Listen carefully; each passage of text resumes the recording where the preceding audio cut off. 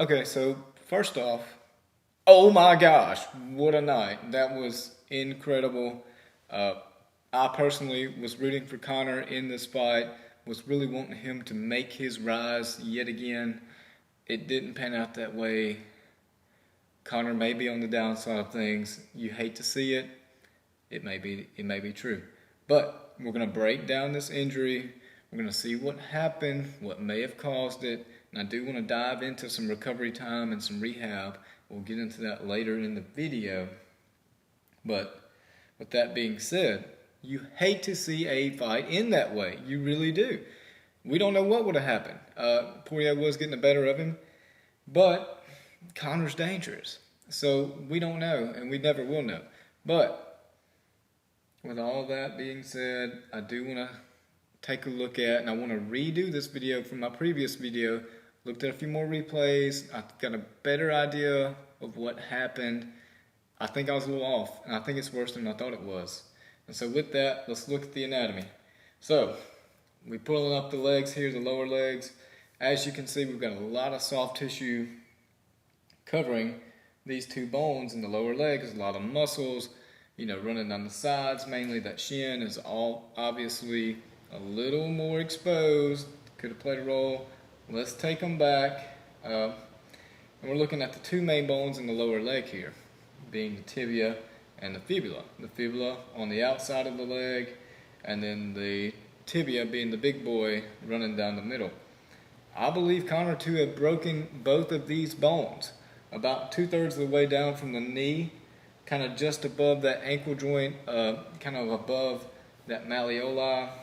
And so it's gonna be tough to come back from that. I think he's looking at about a 9-month recovery at minimum, and even then I think it's gonna be tough for him to be his normal self, especially at the age of 32.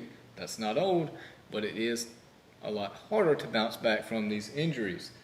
And so, you got to think about, was Conor doing a lot of leg kicks in camp? Were there already multiple stress fractures in that tibia/fibula? We don't know that for sure, but I know that he was definitely practicing checking kicks. We all know that. And it looked like his game plan was to come out with a lot of kicks, and so maybe there was already some breakdown there, and maybe he was training so hard that he didn't give himself enough recovery time. All things to think about. And so we don't know, we'll never know. But with that, let's kind of dive into a little more specific. So let's take a look at this x-ray. I believe this to be what Conor's leg looked like post-fight. This is kind of what I was trying to explain, kind of above the ankle joint. Tibia and fibula both fractured, and so now it doesn't look like that anymore. He's had surgery. He's got pins in. It's not looking like that now already, but I do want to look at this video, and you kind of see this bony prominence pop out right below his knee joint. I believe that to be that proximal tibia that we're kind of highlighting here in the anatomy video. Think about if we lose integrity down low, the top may pop out. Alright guys, that's going to wrap up the video. That's all I got to say. I am interested to see the official reports of Conor McGregor's injury. I'd like to know how surgery went, and I wish him the best recovery possible. I hope he's got a great physical therapist that will motivate him and push him to get back to where he was. They may call them physios over there. Some of the other countries call them that.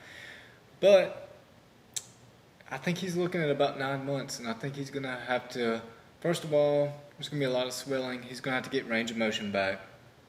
After that, you're going to kind of build strength, and then after that, a couple months in, you can kind of work on some stability.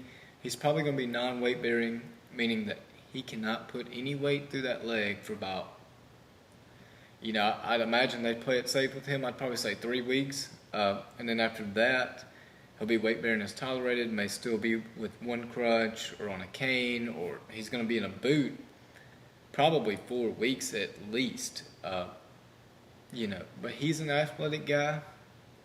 I think he can make a comeback.